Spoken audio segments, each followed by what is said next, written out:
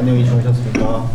안녕하세요. 예, 어제 주무시기 전에 부탁 하나 드린 것은 우리의 신심이 우리가 하고 있는 그런 생활들이, 활동들이 다른 이들에게 매력적으로 보여줄 수 있도록 우리가 해야 되는데 그동안 나의 삶을 되돌아보면서 내가 그렇게 살아가고 있었는지에 대한 그런 자문을 해보고 부족한 것이 있으면 주님께 도움을 청하는 그런 밤이 되었으면 좋겠다는 그런 부탁을 좀 드렸습니다. 이어서 시작하도록 하겠습니다. 그러면 어떻게 하면은 이제 매력적인 신심을 가질 수가 있는지 제가 감히 어저께 말씀드리겠다라고 하면서 살레시오 성인의 영성, 신심 생활의 영성이다라고 시작과 끝이 신심이다라는 말씀을 드렸는데요. 그 이유에 대해서 지금 설명드리는 시간을 갖도록 하겠습니다. 소리가 좀 이 사진 제가 찍은 건 아니고요. 인터넷에 올라와 있는 사진인데 어딘지 아십니까? 이런 분위기였습니다. 그래서 그 분위기를 좀 보여주시라고. 살레시오 성인이 살았던 시대의 그 분위기입니다. 제네바 교구의 주교였잖아요. 그 제네바 교구의 분위기입니다. 여기서 조금 더 가게 되면은 이제 안내시가 나오고요. 그리고 조금 더 가게 되면 살레시오 성인이 태어나고 살았던, 어렸을 때 살았던 토렌스 또랭이라고 하는 시골 도시가 나오고, 거기에 있는 성, 조그만 성, 살레스라는 드살이라는 그런 성에서 태어났기 때문에 살레시오라고 우리가 부르고 있는데, 실제로 그 당시에는 살레시오라고 안 불렀죠. 프란치스코라고 불렀습니다. 그리고 제가 지금 프란치스코라고 했는데 그쪽에서는 프랑스 말이니까 프랑스와라고 불렀겠죠. 발음은 좀 다르겠지만. 근데 프랑스와라는 이름이 정말 많은데 우리가 좀 구분을 짓기 위해서 드살이라는 단어를 쓰는데, 거기서 드는 이게 수식어예요. 영어로 하면 오브라는. 그걸 빼면 실제로 성의 이름은 살이죠, 살. 예, 영어식으로 하면 살레스라고도 하고 세일즈라고도 하고. 구글 번역기에서 그 살레스 성인이라고 쭉 치니까 어떻게 번역이 되는지 아십니까? 세일즈맨. 어쨌거나 한국에서는 살레시오라는 그런 명칭으로 성인을 우리가 부르고 있지만 그 당시 그쪽에서는 프랑스와라고 불렀다는 거. 프랑스와가 살았던 분위기입니다. 문제는 지금 사진에서 보이는 것처럼 이렇게 평화롭고 안전한 시기는 아니었다는 거죠. 정치적, 종교적으로 혼란을 겪고 있었던 그런 시기였습니다. 유럽 대륙 전체는 피로 물들어진 전쟁의 시대였어요. 16세기 후반. 그리고 프랑스는 8번의 종교 전쟁을 치릅니다.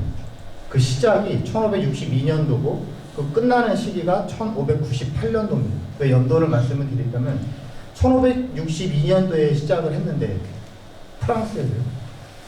저 끄트머리에 있는 시골 마을에서 살레시오 성인이 태어난 시기가 1567년도잖아요. 그 흐름에 있었다는 거예요. 종교전쟁이 끝나는 시기가 1598년도.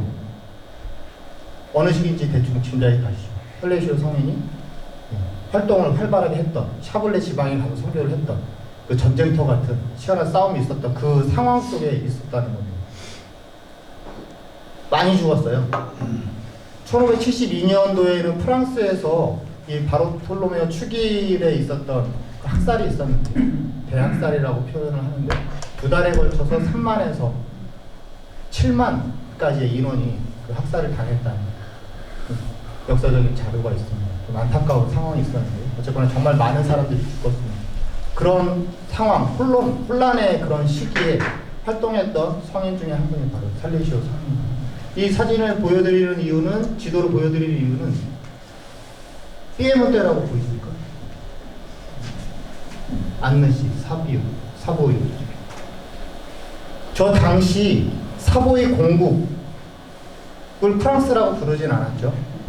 지역에 있는 공국이라고 해서 저 지역의 공작이 곧 그 지역의 왕처럼 불림하고 활동했던 그 시기에 이 사보이라는 공국에 피에몬테가 포함이 돼 있다는 겁니다.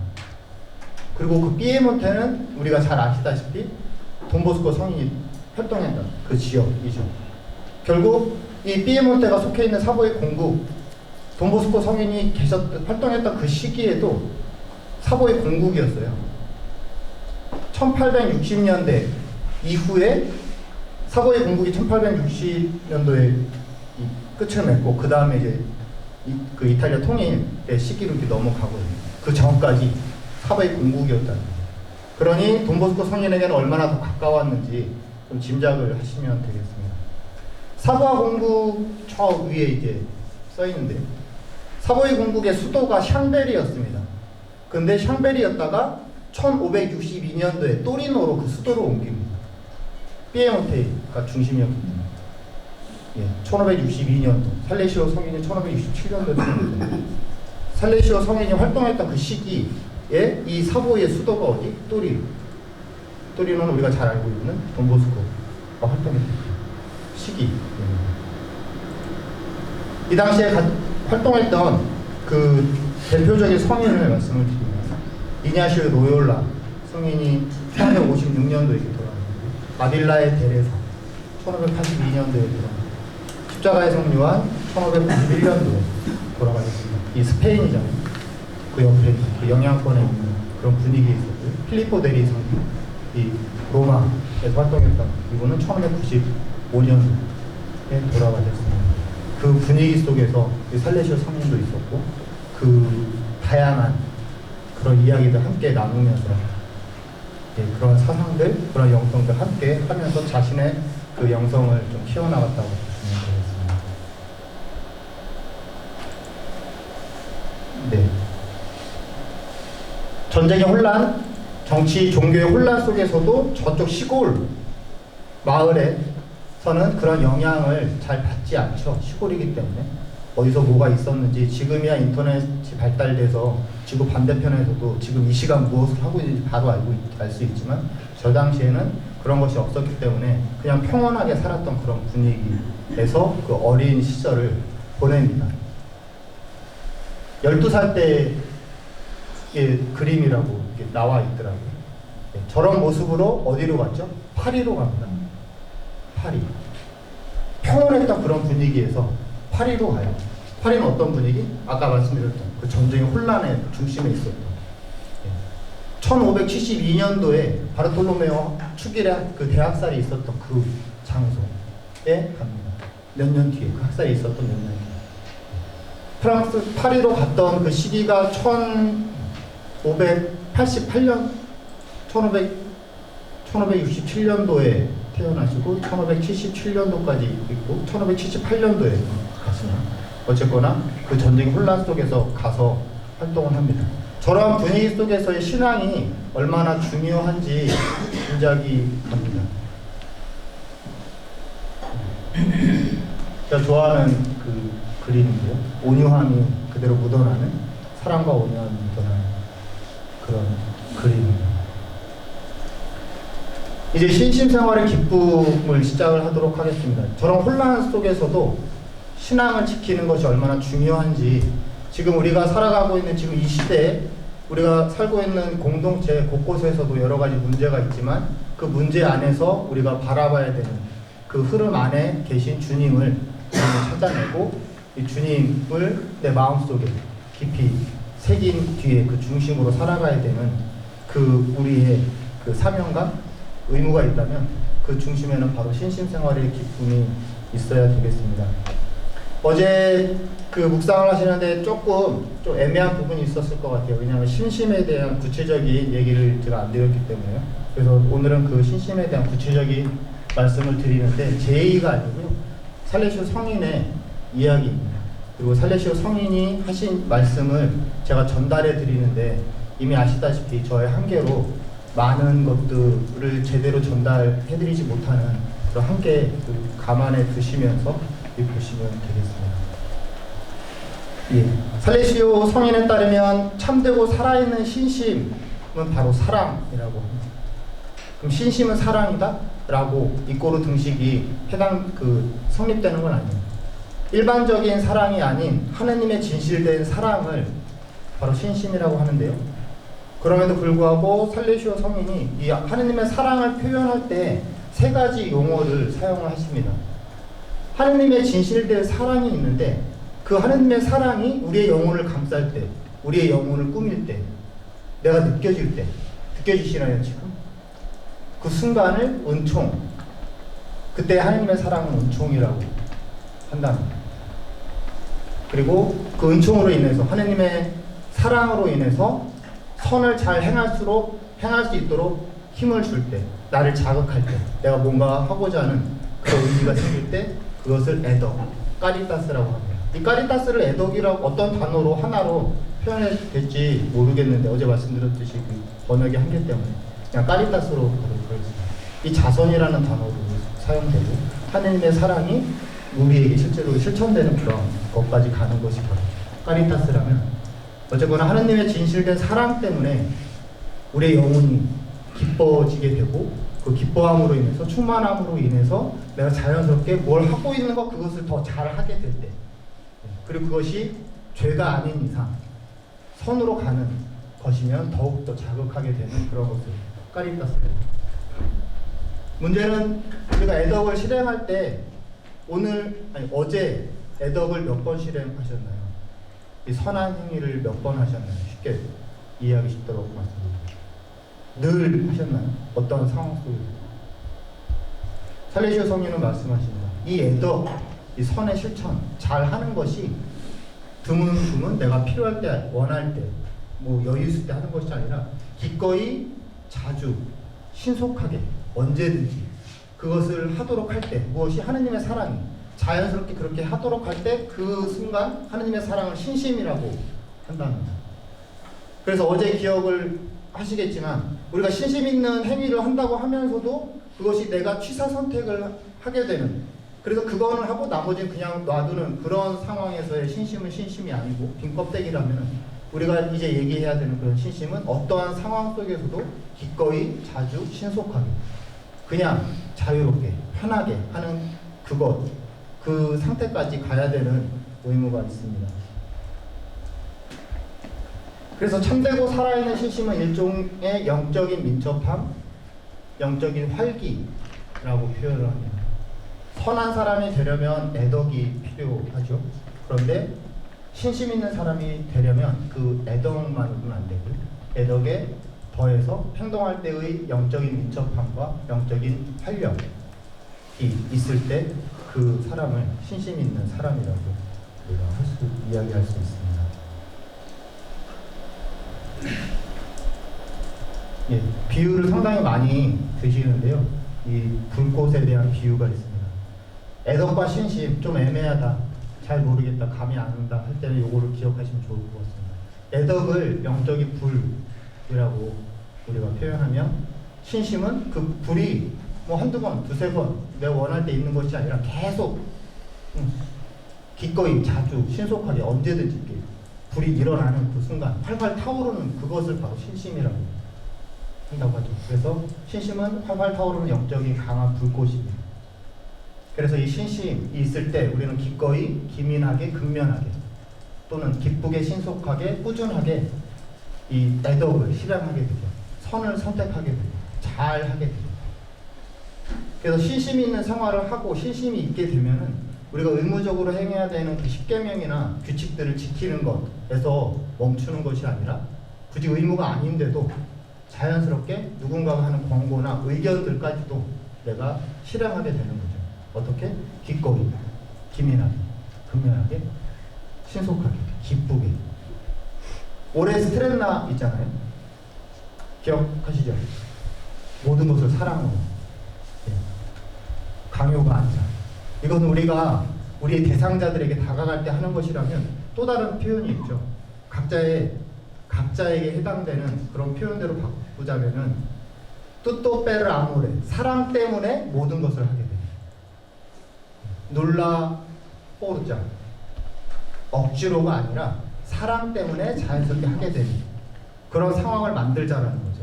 바로 이것입니다. 사랑 때문에, 사랑이 나의 영혼을 감싸서 내 기쁘고 그래서 은총을 받게 되고 그래서 나도 모르게 선행을 하게 되고 기쁘게, 그것도 기꺼이 자주 신속하게 하게 되는 거예요.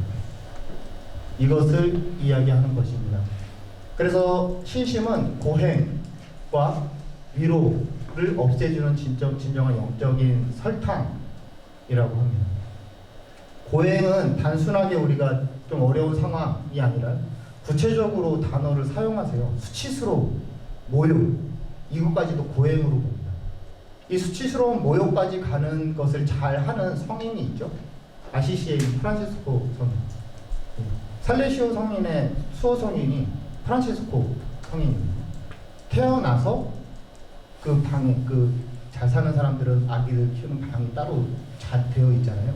살레시오 성인이 태어나기 전에 어머니 아버지가 방을 하나 만들었는데 그 방에 살레시오 아시시 프란치스코의 그림을 커다랗게 해놓고 이 아이의 수호 성인을 부모님들이 정하게 되죠. 그래서 이름까지 프란치스코가 됩니다.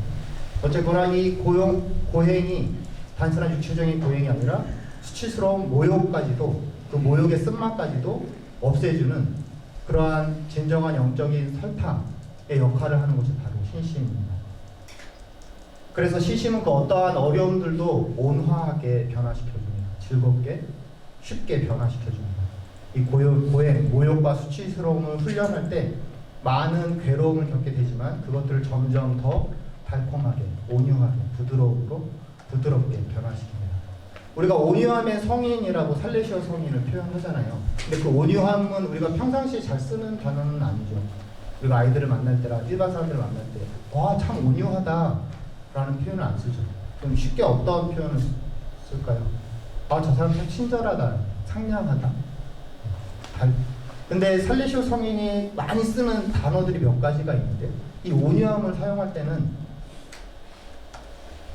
아까 제가 커피 마실 때 여기 딱 나왔는데 돌체 하면 떠오르는 거 초콜릿, 사탕, 달콤한. 그래서 돌체자라는 단어를 나왔습니다. 달콤한. 그것을 번역을 할 때 온유함이라고 번역을 해서 온유함의 성인이라고 우리는 한국말로 이렇게 사용하지만 저쪽에서는 돌체자라는 단어가 나왔습니다. 그러면 우리 살레시안들 중에 누가 가장 돌체자, 달콤함과 어울리는 형제가 있을까요? 유상철 옆에 있는 마르코 부님, 왕신 부님, 저를 보고서 돌체자가 느껴지십니까? 전혀 아니죠. 딱딱하죠, 날카롭고 까칠하고. 지금은 아니지만 제가 이게 찾아보고 공부하다 보니까 내가 저렇게 돼야 되겠다라는 그런 다짐들을 어렸을 때부터 했으면 지금 이 모습이 아닐 텐데 늦게나마 이제서야 좀 깨닫습니다. 이게 저의 목표입니다. 좀 부드러운 사람과 조금 더 가까이 다가가고 단순한 부드러움이 아니라 하느님의 사랑 때문에 부드러워지기, 그래서 하느님의 사랑 때문에 부드러움이 느껴지기, 기꺼이 부드럽게 행하는 그런 사람들과 어울리다 보면 저도 언젠가는 그렇게 되겠죠 라는 그런 생각으로 살아가고 있습니다. 이러한 신심이 있다면 순교자들이 그랬던 것처럼 우리 또한 잔인한 고문과 죽음조차도 기꺼이 동의하게 되는 그런 상태로 우리 스스로를 만들 수 있다고 합니다. 신심은 그래서 애덕의 극치이고요. 온유한 중에 온유한. 여기 온유함이 뭐라고요? 돌체자, 달콤함 중에 달콤. 모든 덕행들의 왕이라고 표현합니다. 애덕은 그래서 사람을 치료하는 귀한 연고라면 신심은 사람에게 힘을 주고 천사에게 기쁨을 주는 감미로운 향기라고 표현합니다. 왜 연고가 갑자기 나왔냐면요. 그 당시에 의술이 많이 발달되지 않았기 때문에 병원이 없잖아요. 많이 없잖아요. 그 각각 지역에서 그 치료할 수 있는 연고 같은 것을 만들었대요. 풀 같은 것을 이렇게 빠가 인간요법 같은 거죠. 그래서 당시 누구죠? 살레시오 성인의 지도를 받았던 여인 샹딸과 마찬가지로 그런 연고들을 만들어서 매일같이 밖으로 나가서 병든 이들에게 약을 발라주고 이렇게 돌아오죠. 그리고 살레시오 성인이 방문회를 만들기 전에 샹딸과 만나면서 그런 것들을 하라고 또 권유를 합니다. 연고를 잠깐 바르면 향기가 많이 안 나잖아요. 듬뿍 바르면 향기가 진동하잖아요. 그것입니다. 연고를 발라주는데 그냥 발라주는 것이 아니라 진동하는, 그리스도의 향기가 진동하는 그 순간이 바로 신심이라고 할 수 있겠습니다. 이런 비유도 또 사용합니다. 사다리, 야곱의 사다리. 이 신심 생활은 어떻게 조금 더 쉽게 설명을 할까라는 고민을 하시다가 이 야곱의 사다리의 비유를 사용하십니다. 두 개의 새로운 기둥이 있잖아요. 이 새로운 기둥은 하느님의 사랑을 갈구하는 기도. 우리가 하느님의 사랑을 갈구하면서 하는 기도가 한 기둥이 되겠고요. 또 하나의 기둥은 그 하느님의 사랑을 우리에게 주는 성사입니다. 이 성사와 기도가 두 기둥이 되겠고요. 그 사이를 연결하는 그 계단은 덕에서 덕으로 옮겨가는 애덕의 다양한 단계들이라고 합니다. 우리가 덕을 실행할 때 수많은 덕들이 있는데 그 덕의 단계들이 있잖아요.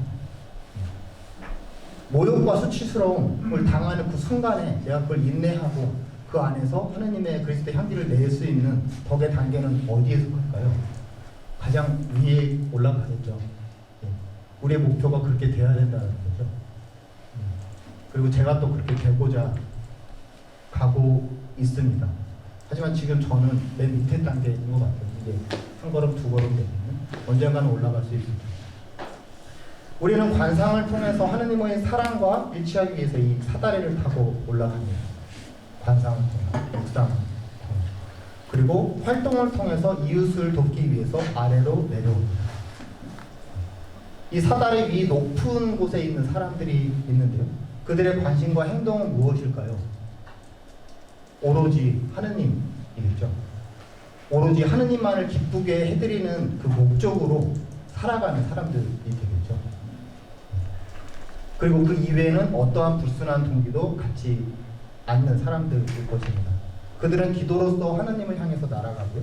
그리고 사람들과의 거룩한 대화를, 즐거운 대화를 나누기 위해서 아래에서 걸어 다닙니다. 그들은 깨끗하고 명확한 방법으로 오로지 필요한 것들만 선택하면서 이 세상의 것들을 살아갑니다. 예. 이런 사람들, 이렇게 살고 싶은 사람들을 필로테아라고 살레시오 성이 이렇게 표현을 합니다. 그리고 그 당시 처음에 얘기했던 그 혼란한 상황 속에서도 모든 사람들이 꼭 혼란에 휩싸이는 것이 아니라 이거 잘못됐는데 라고 생각하는 사람들은 어떻게 되겠습니까? 다시 신앙을 고민하게 되겠고 어떻게 하면 이 혼란 속에서 기쁨을 찾을 수 있을까라는 고민을 하게 되겠죠.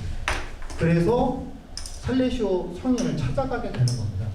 살레시오 성인이 돌아다니면서 강론을 할 때, 주교가 되어서 강론을 할 때 그 고민을 일상적으로 갖고 있는 사람들이 살레시오 성인의 강론을 듣고 나도 모르게 하느님의 사랑에 빠지게 되는 거예요.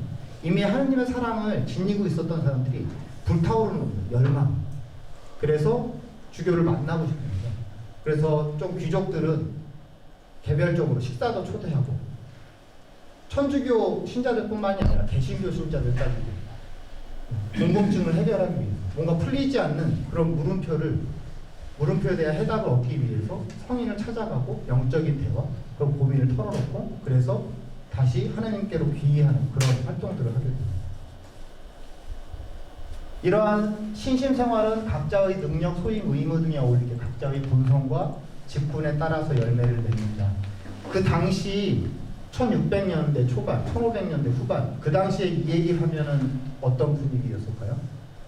말이 안 되는 분위기죠.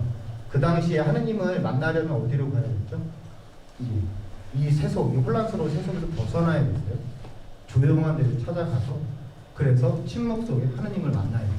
근데 살레시오 그때 당시 주교는 무슨 얘기를 해요? 각자의 능력, 각자의 소임, 의무 그곳에 가서 다른 거 하지 말고 그냥 그거 하면서 하느님을 만나면 돼. 그 안에 주님 계셔. 그 안에서 하느님의 사랑을 받고 그 영혼에 받으면서 기뻐하면서 그 은총 속에서 카리파티를 실행하고 그걸 매주 자주 늘 기꺼이 신실생활을 할 때 우리는 완전한 하느님께로 다가갈 수 있고 하느님을 만날 수 있어. 용기를 내. 저기 가고 싶지만 안 가도 돼. 거기서 할 수 있어. 라는 이야기를 저 당시에 하고요. 몇백 년이 지난 2차 바티칸 동의회에서 교회에서 공식적으로 이야기를 하죠. 일상의 영성. 살레시오 성인이 얘기한 그것을 교회의 공식적인 교황님의 목소리로 모두에게 알립니다. 이 일상의 영성이죠. 지금은 일상의 영성하면은 너무 흔한 뻔한 거 아니야 라고 하지만 다시 한번 우리가 되돌아가야 될 것은 정말 우리는 일상 안에서 저렇게 살아가고 있는지 스스로 자문을 해봐야 되겠다고 생각합니다. 어떤 사람들은 이러한 신심생활이 현실적으로 실천하기 부담스럽다고 하소연을 하기도 합니다. 저도 부담스러웠는데요. 조금씩 구체적으로 가다 보니 무언가 답이 나오는 것 같습니다.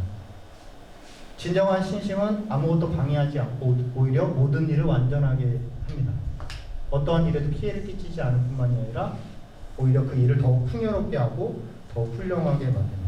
마치 자동차나 기계가 작동을 할 때 기름을, 윤활유를 잘 칠 때 부드럽게 잘 돌아가는 것처럼 이 신심이라는 것은, 하느님의 사랑이라는 것은, 은총이라는 것은 무엇을 하건 그것을 잘 할 수 있도록 기름, 윤활유 역할을 하는 것과 같은 거겠죠. 그러니 신심생활은 어떠한 환경에 있든지 가능합니다. 어디에서든지 간절히 바랄 수 있고 간절히 바라야 합니다. 이미 다 아시는 내용이죠. 그러면 어떻게 해야 할까요? 이것이 핵심입니다. 여러분들 피정을 하실 때 도움이 좀 되셨으면 좋겠습니다. 묵상을 하실 때 도움이 되셨으면 좋겠습니다. 크게 두 가지로 이야기를 하셔요. 할례시아서는 이 신심 생활을 통해서 완덕에 이르고 기쁨을 누리기 위해서 이 두 가지를 크게 강조하십니다. 영혼의 정화인데요.